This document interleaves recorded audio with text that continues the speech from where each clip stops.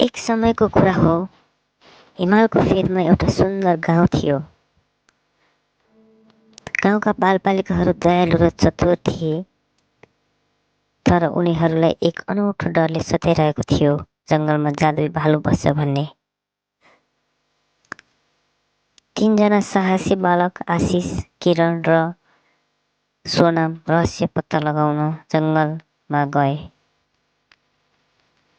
उनीहरूले ठुला भालुका खुट्टाहरूको डोक देखे। त्यो देखेर डराइरहेका थिए, तर साहस जुटाए। गुफामा पुगेपछि एक विशाल भालुलाई देखे।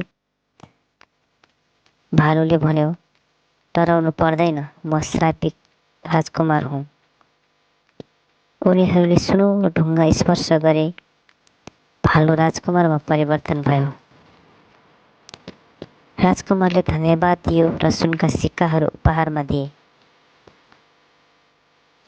गाउँमा